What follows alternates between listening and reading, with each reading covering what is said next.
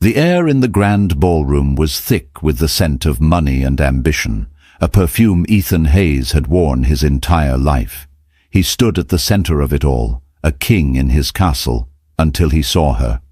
A ghost from a life he'd long since buried. Clara, his ex-wife, the woman his family had dismissed as wallpaper, now floated across the marble floor in a gown the color of midnight, her hand resting on the arm of Sebastian Croft, a man whose net worth could purchase Ethan's entire legacy 10 times over. And in that moment, Ethan's perfectly curated world began to shatter. The annual St. Jude's Foundation Gala was the apex of the Chicago social season, a glittering affair where old money and new tech collided under the weight of $1,000-a-plate charity. Ethan Hayes moved through the crowd with an easy, practiced grace, his hand resting possessively on the small of his girlfriend's back.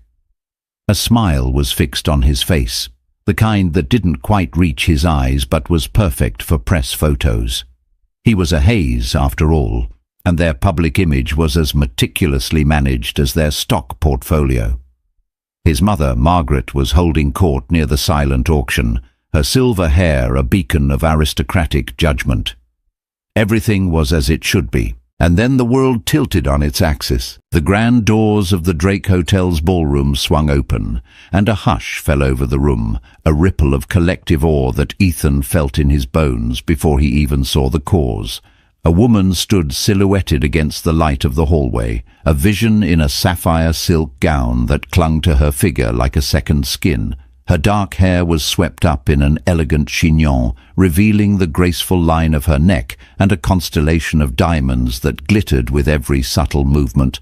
But it wasn't the dress or the diamonds that made Ethan's breath catch in his throat. It was her face. It was Clara. His Clara.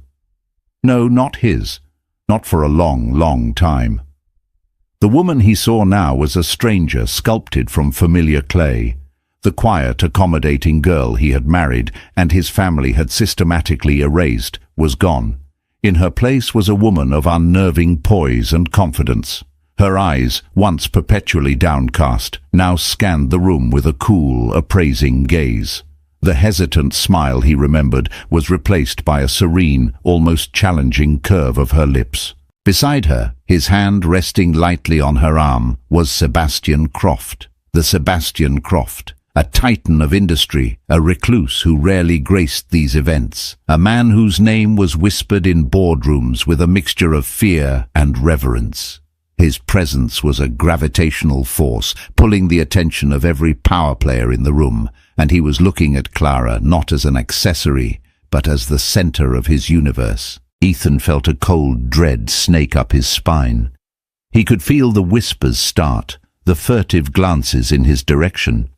He was suddenly aware of his girlfriend, Tiffany, chattering beside him, her words dissolving into meaningless noise. His mother's sharp gaze found his from across the room, her perfectly arched eyebrows knitting together in a rare display of confusion. "Ethan, darling, are you all right? You look like you've seen a ghost," Tiffany said, her voice grating on his raw nerves. He couldn't answer. He was mesmerized, watching Clara and Sebastian move into the room. They didn't walk, they glided. People parted for them, drawn to their aura of power. Sebastian bent his head to murmur something in Clara's ear, and she laughed. It was a sound Ethan had forgotten, a low, melodic chime that now sent a shard of ice through his heart. He realized with a sickening jolt that he hadn't heard her laugh like that in years, not even in the beginning. His mind reeled, trying to reconcile the image before him with the woman he had let walk out of his life 5 years ago with a single suitcase and a check he'd considered generous. The Clara he knew was a mouse, a lovely, timid creature who arranged his flowers, organized his social calendar, and absorbed his family's endless slights with a quiet, heartbreaking resilience.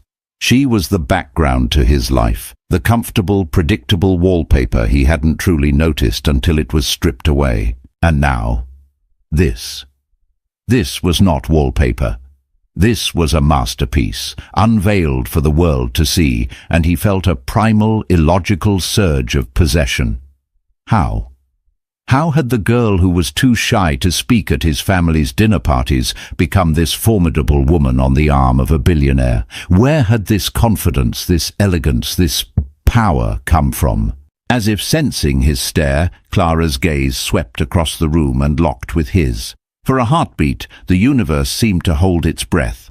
Her serene expression didn't falter, but he saw a flicker in the depths of her dark eyes, a spark of something he couldn't name.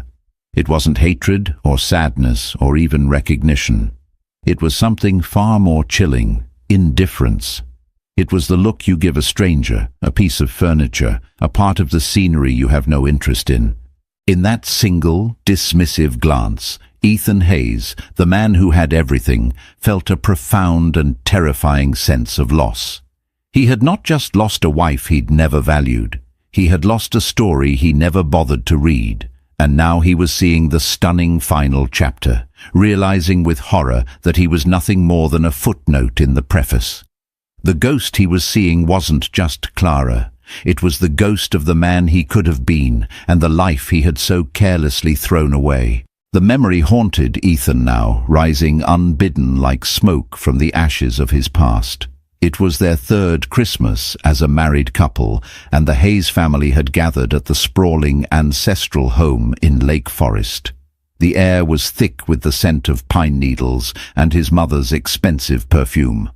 Clara, then only 24, had spent a week meticulously planning her contribution to the family's potluck-style Christmas Eve dinner, a tradition Margaret Hayes insisted upon to maintain a facade of humility. Clara had decided on a beef Wellington, a complex, ambitious dish she'd practiced for weeks. Ethan remembered her in their city apartment kitchen, her brow furrowed in concentration, flour dusting her cheek. She was so desperate to impress them, so eager to finally carve out a small space for herself within the impenetrable fortress of the Hayes clan. She had even purchased a new dress for the occasion, a simple but elegant forest green velvet that brought out the warmth in her eyes. When they arrived, the condescension began immediately. His Aunt Carol, a woman with a face perpetually pinched in disapproval, eyed the ornate pastry. "Oh, how ambitious, dear. Let's hope it's not too dry. Ethan needs his food just so." Clara's smile tightened, but she placed it on the sideboard with the other dishes. Later, during dinner, Ethan watched as his family heaped their plates with the caterer-provided turkey and the ham his mother had ordered from a specialty shop. Clara's beef Wellington sat largely untouched. He saw the flicker of hurt in her eyes as his father, a man of few words and even fewer compliments, cut a small piece, chewed it thoughtfully, and then declared, "A bit rich for my blood." No one else tried it.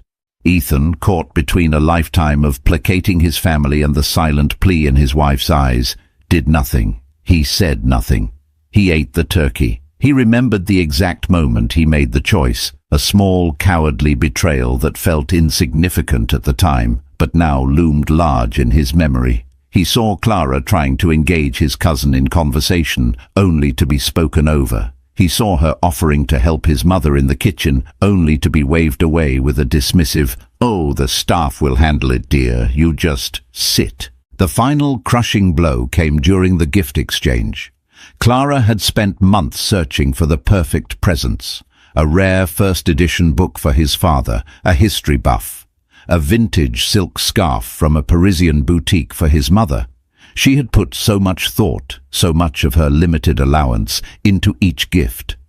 His family opened them with polite, lukewarm smiles before turning their attention to the more extravagant offerings. In return, they had all chipped in to get her a single gift, a high-end vacuum cleaner. "We just noticed you're so domestic," his mother had said, her smile a razor blade cloaked in velvet. "We thought it would be useful for you." The room had filled with a tense silence. It was a joke, but it wasn't. It was a statement. It was a branding iron, marking her as the help, the outsider, the girl who would never truly belong. Ethan saw the color drain from Clara's face. He saw the fight she was having with herself, the battle to keep the tears at bay, to maintain her composure in a room full of people who saw her as nothing more than an accessory to their son. And again, he did nothing. He laughed along, a hollow, shallow sound. He told her later, in the car on the way home, that it was just his mother's way. He told her not to be so sensitive. He didn't see the single tear that slipped down her cheek in the darkness of the car. He didn't understand that with every slice of untouched beef Wellington, every dismissive comment, every thoughtless gift, they were carving away pieces of her soul. Their marriage hadn't ended in a fiery explosion. It had died a slow, quiet death by 1,000 cuts. He had been so immersed in his own world, the world of Hayes Industries, of boardrooms and business trips, that he hadn't noticed she was suffocating.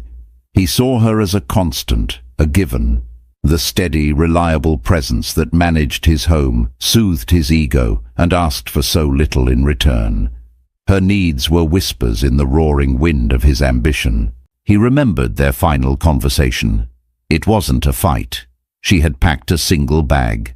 She sat him down in their pristine living room, the one she had decorated but never seemed to truly inhabit.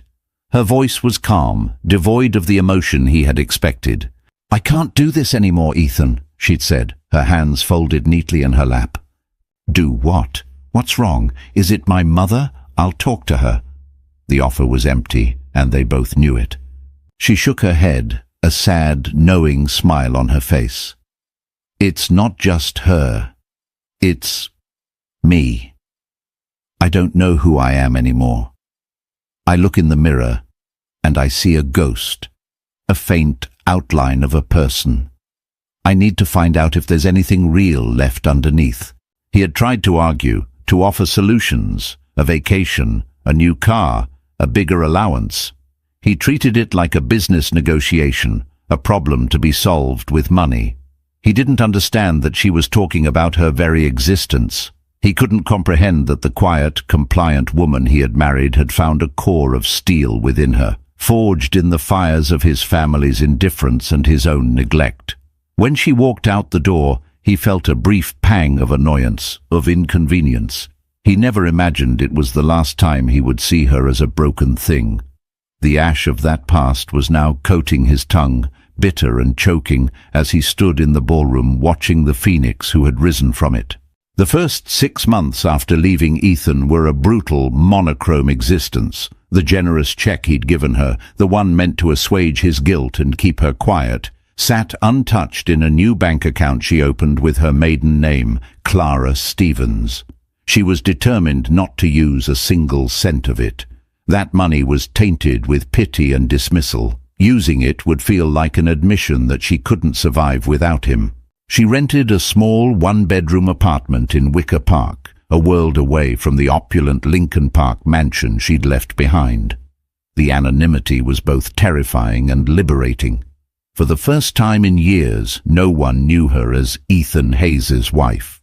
No one had any expectations of her. She was just Clara, a woman trying to figure out how to pay her next utility bill.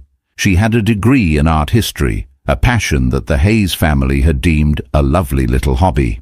It was hardly a marketable skill in a competitive job market. She took a job at a small art gallery, a position she was wildly overqualified for, but it paid the rent. She was the one who answered the phones, managed the inventory, and served cheap white wine at openings. It was humbling, soul-crushing work at times. She endured condescending patrons and the pitying looks of her boss, who knew just enough about her past to treat her like a fragile, tragic figure. But in the quiet moments, surrounded by art, she felt a flicker of the person she used to be. She would lose herself in the brushstrokes of a painting, in the bold lines of a sculpture, and remember the girl who had dreams before they were suffocated by the Hayes name. It was during one of these gallery openings, about a year into her new life, that she met Sebastian Croft. He hadn't come for the art. He was there to meet a client, and the gallery was simply a neutral, public space. He was a commanding presence, dressed in a bespoke suit that probably cost more than her car, but it was his eyes that caught her attention. They were intelligent, observant, and missed nothing. She was in the back, struggling to open a case of wine, when he appeared. "Let me help you with that," he said, his voice a low baritone. He took the box cutter from her hand and sliced through the tape with an effortless precision. "Thank you," she said, flustered.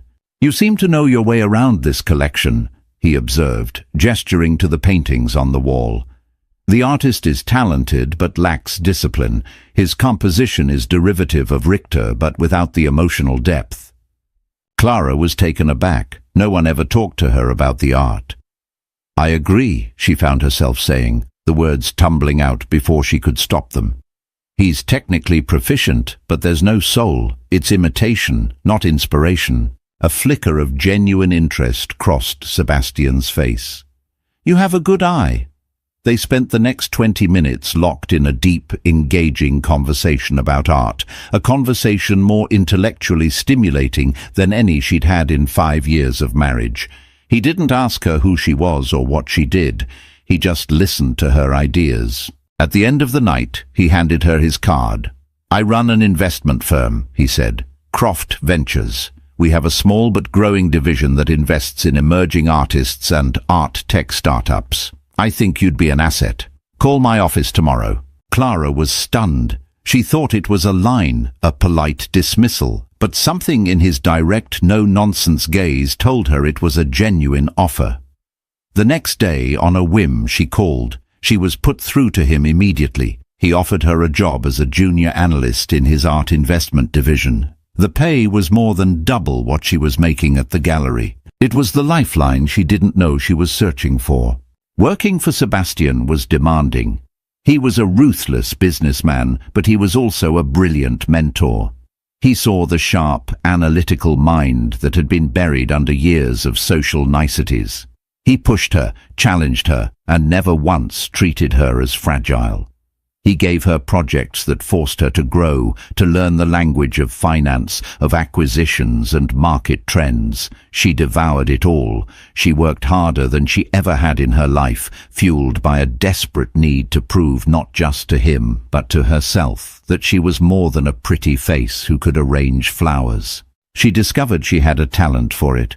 Her art history background gave her a unique ability to spot talent, to see the potential in an unknown artist before they hit the mainstream. Her quiet, observant nature made her a shrewd negotiator. She was building something, a career, a reputation, a new identity forged in her own fire. Her relationship with Sebastian evolved slowly, organically. It started with late nights working in the office, fueled by coffee and a shared passion for their work. It grew into dinners where they debated market strategies and art theory. He was the first person who saw her, the intelligent, capable woman she was fighting to become.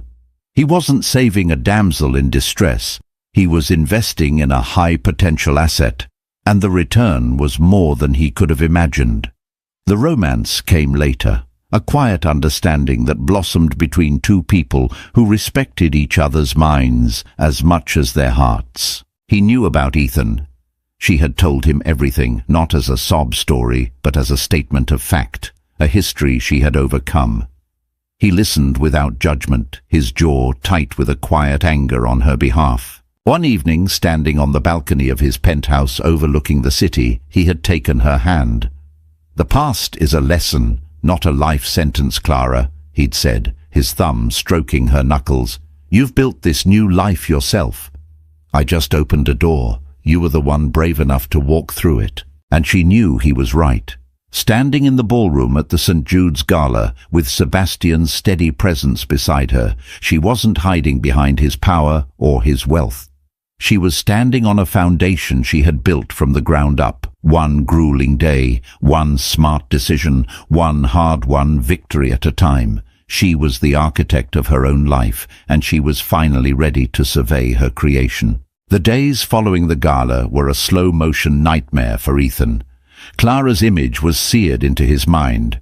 Her cool indifference, the proprietary way Sebastian Croft's hand rested on her arm, the collective gasp of a room that had once considered her invisible.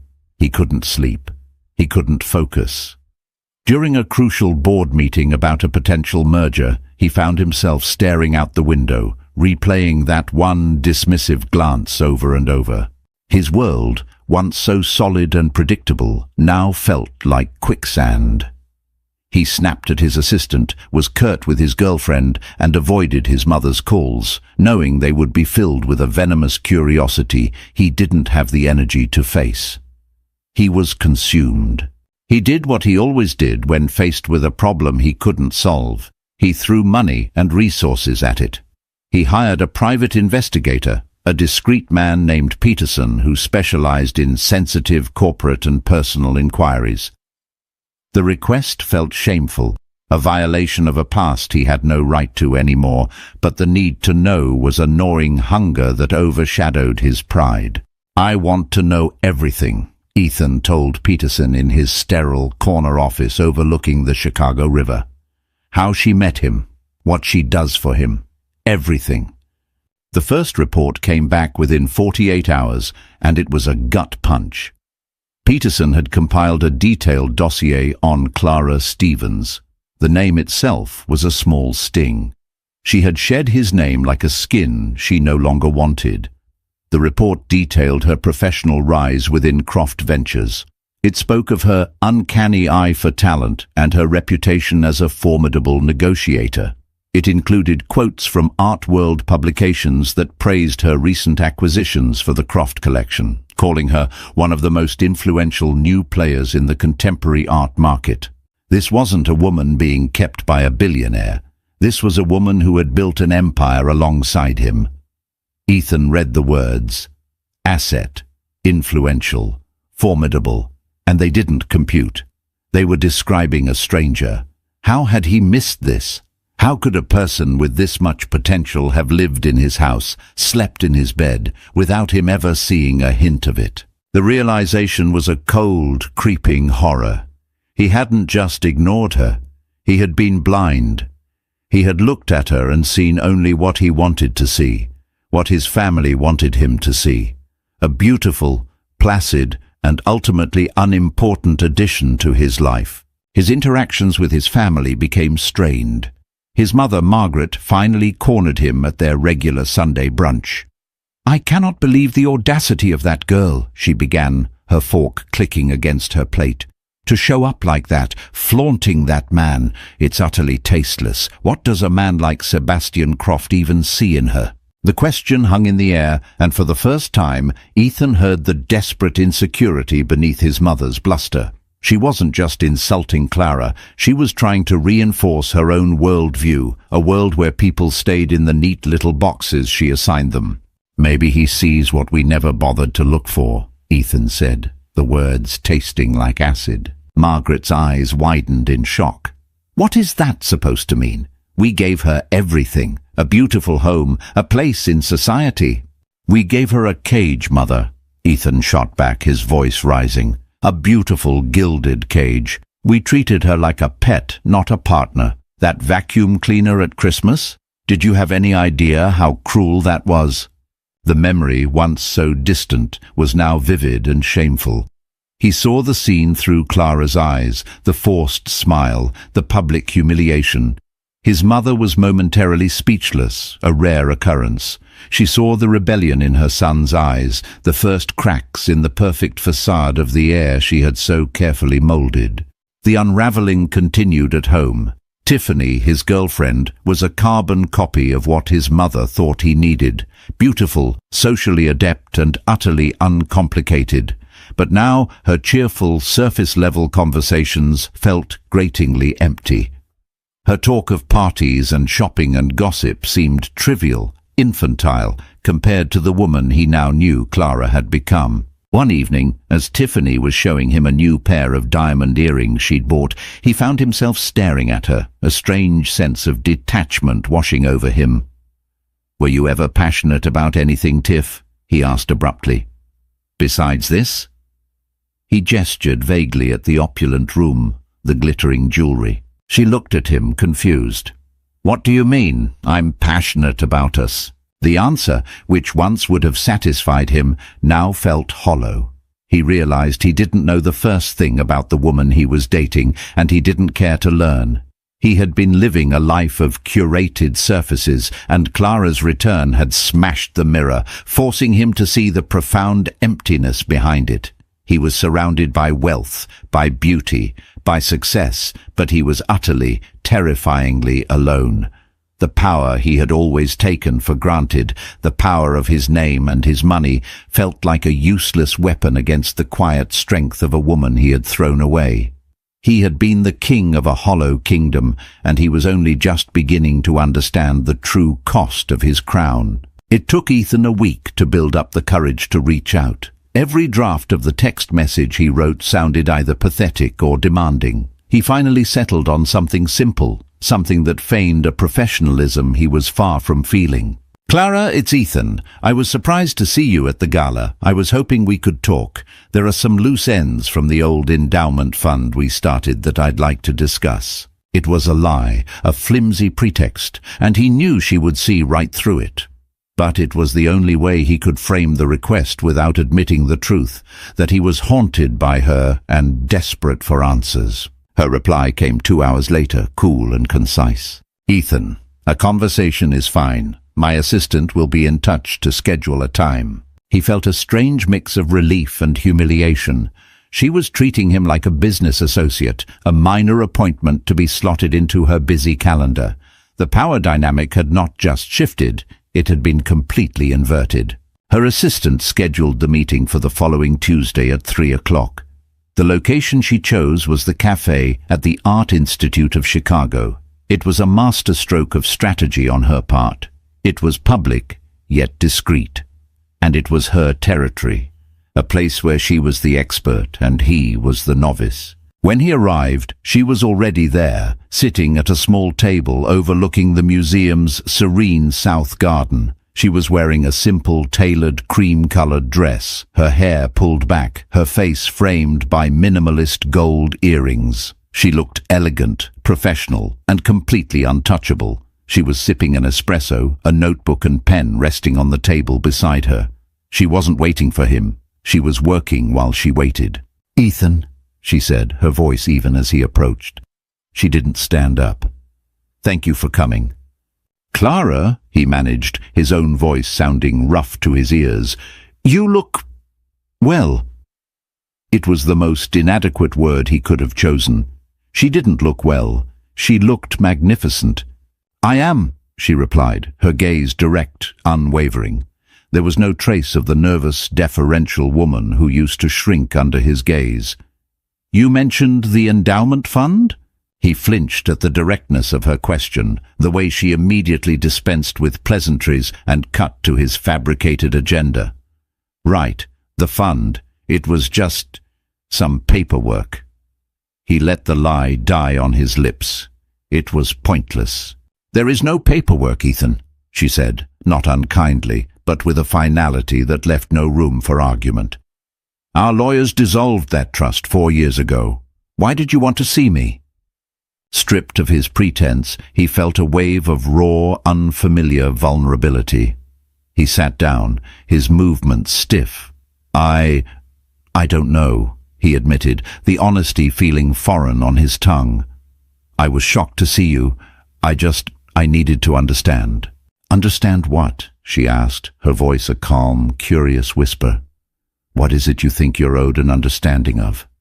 The question was a surgeon's scalpel, cutting away his ego and exposing the entitlement beneath. He had always believed he was owed an explanation, a place in her story. "How did this happen?" he finally asked, gesturing vaguely. "You and Sebastian Croft, your work, everything." Clara took a slow sip of her espresso, her eyes never leaving his. "It happened because I left, Ethan. It happened because for the first time in my life, I was forced to rely on myself. I didn't have the Hayes name to hide behind or be crushed by. I had to build something of my own, or I would have disappeared entirely." There was no bitterness in her voice, only a profound, unshakable clarity. "You and your family," she continued, "you saw me as a project. A girl from a modest background who needed to be polished, to be molded into the perfect corporate wife. You never once stopped to ask who I was or what I wanted. You just assumed I wanted what you had." Every word was true, and the truth was a physical blow. He had been so proud of giving her a better life, never realizing he was stealing her own. "I didn't see it," he whispered, the admission costing him more than any failed business deal ever had. "I was a fool." "No," she said, shaking her head slowly. "You weren't a fool. You were a product of your environment. You were a haze. And being a haze means you never have to look too closely at the people you consider beneath you. It's a privilege you're born with." She paused, her gaze softening for just a moment. "The real tragedy, Ethan, is that you were never interested in who I was. You were interested in the idea of me, the quiet, supportive wife who would make your life easier. And when I stopped being easy, I stopped being useful." He wanted to argue, to defend himself, but he couldn't. She had dissected their entire marriage with a precision that was both brilliant and devastating. He had no defense. "Is he good to you?" he asked, the question feeling small and petty, but he needed to know. A genuine smile finally touched her lips. "Sebastian doesn't see me as an extension of himself," she said. "He sees me as a partner. He challenges me. He respects me, and he celebrates my successes as if they were his own. He's good to me because he sees me, all of me." It was the final, crushing blow. That was what he had failed to do. He had never truly seen her. He had looked, but he had never seen. She glanced at her watch. "I have a meeting at 4, she said, gathering her things. There was no malice in her dismissal, just the practicality of a busy woman with a schedule to keep. As she stood to leave, he felt a surge of desperation. "Clara, wait. I'm sorry." She paused and looked down at him, her expression unreadable. "I know, Ethan," she said softly, "but you're not sorry for what you did to me. You're sorry for what you lost. There's a difference." And with that, she turned and walked away, leaving him alone at the table, surrounded by masterpieces he couldn't see, the echo of her words branding themselves onto his soul. She hadn't come for revenge. She had come for something far more powerful, to show him the truth, and then to leave him with it. Life with Sebastian was a world away from her life with Ethan. It was a partnership forged in the crucible of ambition and mutual respect. Their evenings were spent not at stuffy society dinners, but in their shared home office, poring over auction catalogues, or in deep debate over the merits of a new artist they were considering for the Croft collection. Sebastian valued her opinion, sought her counsel, and treated her success as integral to his own. For the first time, Clara felt like an equal, a true partner. But even in this seemingly perfect world, she began to notice subtle, disquieting cracks. Sebastian was a man who craved control. It was what made him a brilliant businessman, able to anticipate market shifts and orchestrate complex, multi-billion-dollar deals with a chess master's foresight. But this need for control sometimes bled into their personal life in ways that pricked at Clara's newfound independence. It started small. He would override her choice of restaurant for dinner, insisting he knew a better place. He'd surprise her with a weekend trip, leaving no room for her to object, framing his unilateral decision-making as a romantic gesture. She tried to dismiss it as him being protective, a stark contrast to Ethan's neglect. But a persistent, uneasy feeling began to take root. The first major fissure appeared during a deal involving a small independent art gallery in Pilsen, a vibrant, predominantly Hispanic neighborhood in Chicago. The gallery, Galleria Sombra, was a community hub, a place that nurtured local, emerging Latino artists who were often ignored by the mainstream art world. Clara had discovered it on her own, spending weekends visiting smaller venues, and had fallen in love with its raw, authentic energy. She saw immense, untapped potential. She proposed an acquisition to Sebastian, not a hostile takeover, but a partnership. Croft Ventures would provide funding, resources, and a global platform, while the gallery's founder, a passionate woman named Elena, would retain creative control. It was a perfect blend of their corporate mission and Clara's desire to support authentic, diverse voices. Sebastian initially loved the idea, but as they got deeper into the negotiations, his controlling nature began to surface. He wanted to rebrand the gallery, change its name to Croft Annex Pilsen. He wanted to install his own director, arguing that Elena lacked the corporate experience to manage their investment properly. "We need to protect our interests, Clara," he argued one night, standing before the floor-to-ceiling windows of his penthouse. The city lights glittered below them like a conquered territory. "Passion doesn't guarantee profit. We need structure. We need our people on the inside." "You're missing the point, Sebastian," Clara countered, her voice firm. "The gallery's magic is Elena. It's the community trust she's built. If you sanitize it, if you turn it into another corporate outpost, you'll kill the very thing we're trying to invest in. It will lose its soul." "Souls don't show up on a balance sheet," he retorted, his tone sharper than she'd ever heard it. "This is business." The argument escalated, their first real fight. It wasn't about the gallery anymore. It was about control. Clara realized that Sebastian, for all his support, still saw her vision as something to be managed, to be molded to fit his own rigid framework. He had helped her build her wings, but now he was subtly trying to direct her flight path. A few days later, she discovered he had gone behind her back.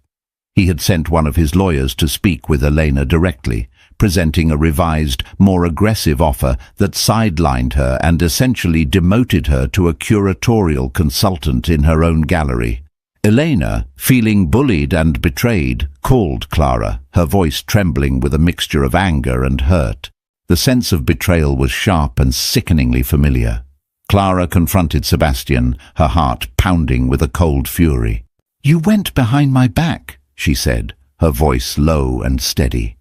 "You used my idea, my connection with Elena, and you tried to strong-arm her. That's not a partnership. That's a conquest." Sebastian had the grace to look chagrined, but he didn't back down. "I made a business decision, Clara. I did what I thought was best for the company." "For your company," she corrected him.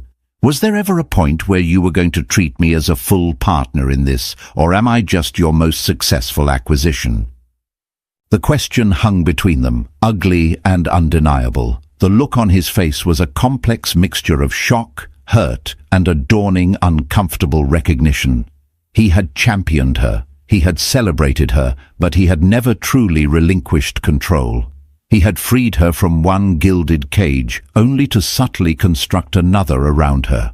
One of gratitude, of professional obligation, of a love that was intertwined with possession. She saw it clearly then. Her journey wasn't over. Escaping Ethan and the Hayes family was only the first step. The ultimate test was not just to gain power, but to learn how to wield it on her own terms, to stand fully in her own light without being eclipsed by the shadow of a powerful man, no matter how much she loved him. She had fought to find her voice, and she would not allow it to be ventriloquized, not even by the man who had helped her discover it.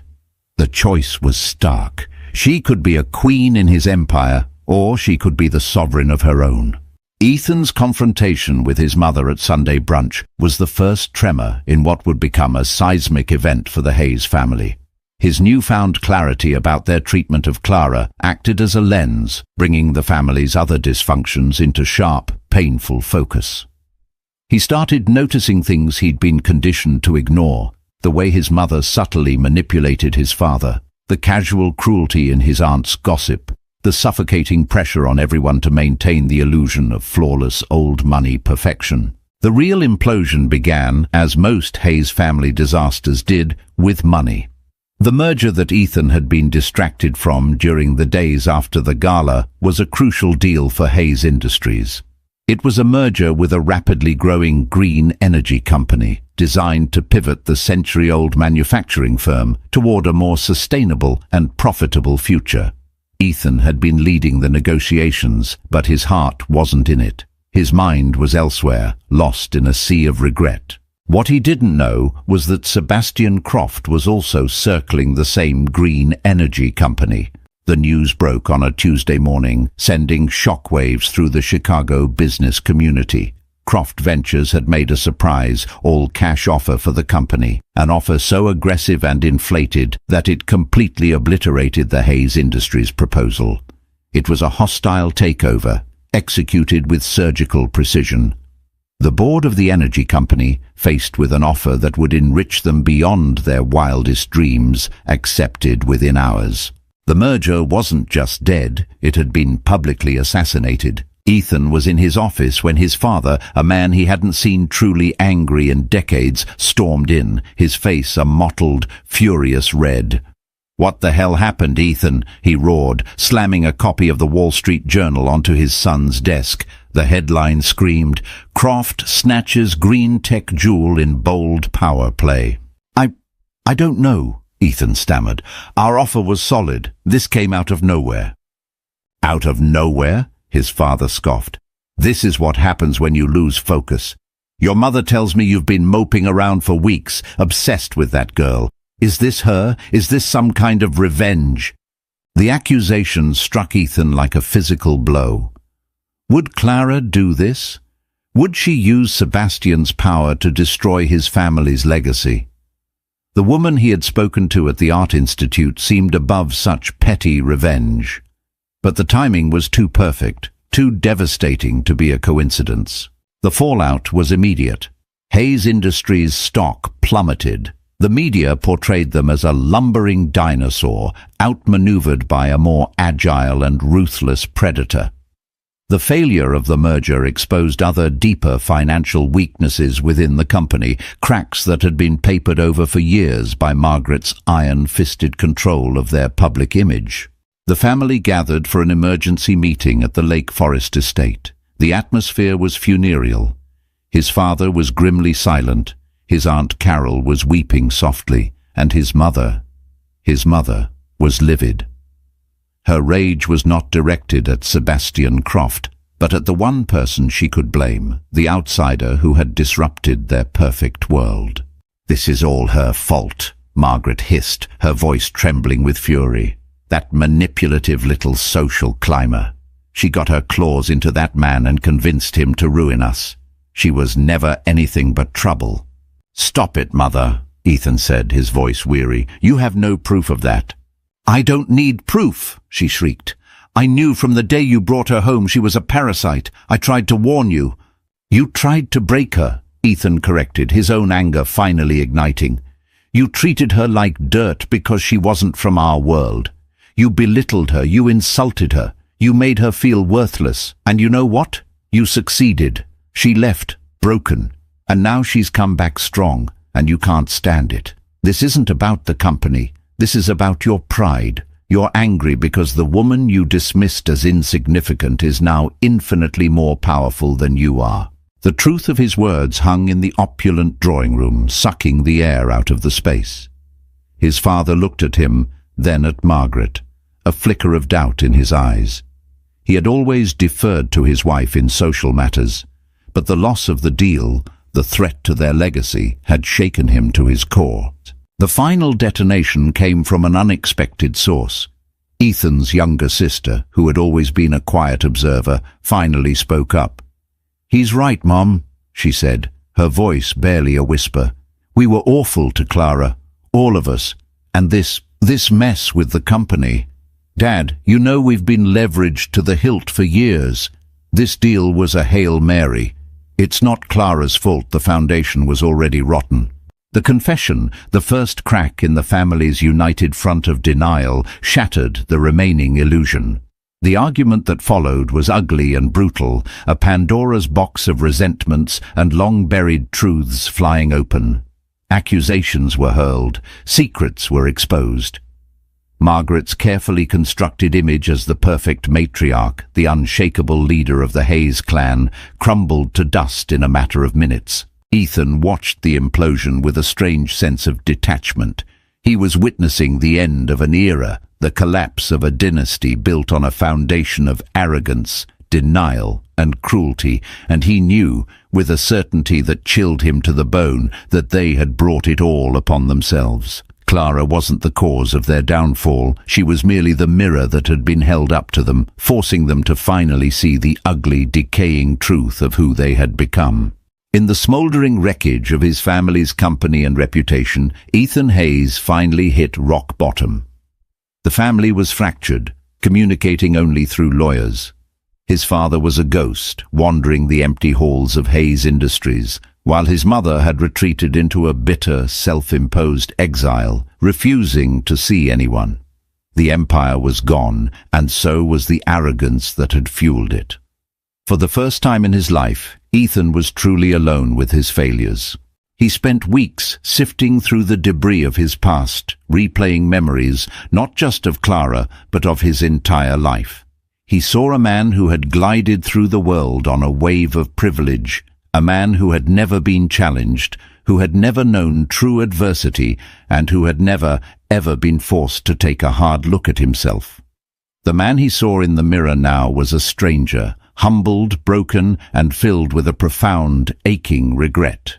He knew he had to see Clara one last time, not to beg for her back, not to ask for forgiveness he hadn't earned, but simply to say the words he should have said years ago.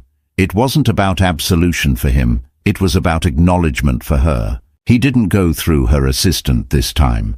Through a contact, he found out about a small, independent gallery she was supporting, the very one that had caused the rift between her and Sebastian.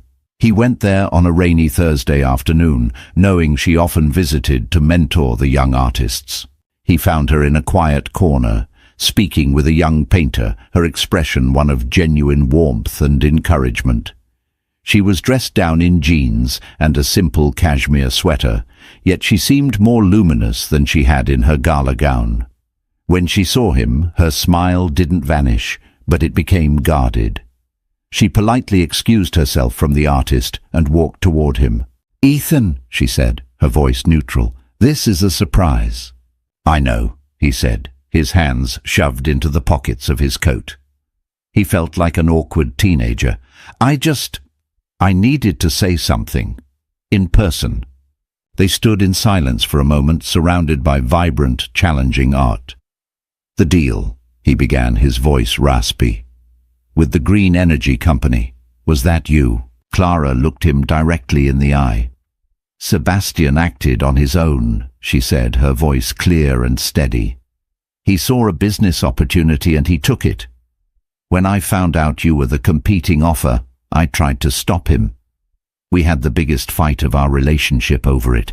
I told him I wouldn't be a weapon in his corporate arsenal, and I wouldn't have my past used as a tool for his ambition." She paused.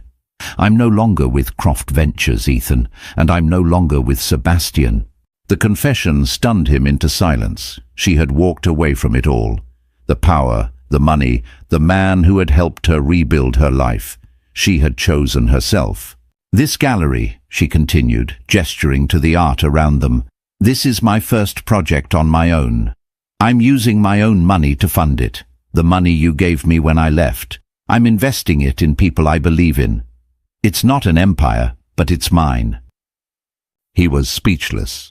The narrative he had constructed of her as a vengeful goddess crumbled, replaced by an image of a woman of unshakable integrity. "That's not why I came," he finally said, finding his voice. "I came to apologize, and not the way I did before. I've been doing a lot of thinking about us, about my family, about that Christmas with the vacuum cleaner." He saw a flicker of the old pain in her eyes, and it spurred him on. "We were cruel to you," he said, the words raw and honest. "We didn't see you, Clara. I didn't see you. I was a coward. I was so afraid of disappointing my parents, of rocking the boat, that I stood by and watched them slowly erase you. I let them do it. I chose them over you, every single time. There is no excuse for it. And I am so sorry for the pain I caused you. I'm sorry for the man I was. I'm sorry I wasn't the man you deserved." Tears welled in his eyes, hot and shameful, but he didn't wipe them away. He let her see his brokenness, his complete and utter remorse. Clara watched him, her expression unreadable. For a long moment she said nothing. The only sound was the gentle patter of rain against the gallery windows. Finally, she took a deep breath. "Thank you, Ethan," she said, and her voice was soft, laced with a complex mix of past sorrow and present peace. That means more than you know. It's the one thing I think I always needed to hear." She didn't say, "I forgive you." She didn't have to. The air between them had shifted. The heavy weight of years of unspoken pain had lifted, replaced by a clean, quiet stillness. "What will you do now?" she asked. "I don't know," he answered honestly.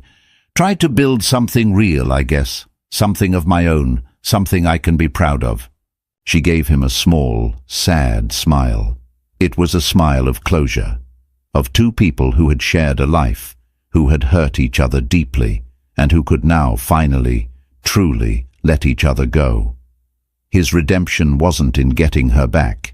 It was in the painful, necessary act of becoming a man worthy of her memory, a man who could finally understand the value of everything he had lost.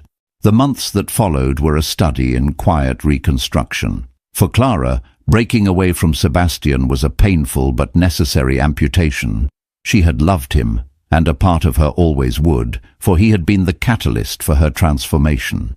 But she recognized that their relationship, born from a power imbalance, could never be one of true equals. His desire to protect her had morphed into a desire to possess her, and she had fought too hard for her freedom to hand it over to anyone, no matter how benevolent the warden.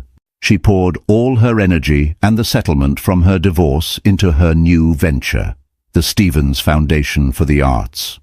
It wasn't as glamorous as Croft Ventures, but it was wholly hers. Her mission was to find the artists who existed in the margins, the ones overlooked by the big galleries and corporate collectors. She traveled, not to Paris and London, but to Detroit, to New Orleans, to small towns in the Southwest, searching for raw, authentic talent. She wasn't just investing money, she was investing belief. She became a mentor, a champion, a force for change in a world that had once deemed her invisible. She found her purpose not in acquiring masterpieces, but in nurturing the masters of tomorrow. Her life was her own, her future a blank canvas, and for the first time she was the only artist with a brush in her hand. For Ethan, the path was steeper and far less certain. The collapse of Hayes Industries was absolute. He and his father were forced to sell off the company's assets piece by piece to cover the mountains of debt. The Lake Forest estate was sold, the glittering facade of their dynasty dismantled. What was left was a modest, manageable sum, enough to live on, but not enough to reclaim their former glory. The loss of wealth, however, was secondary to the loss of identity. Without the Hayes name to define him, Ethan was forced to figure out who he actually was. He started small. He took a business course at a local university, sitting alongside students half his age. It was humbling.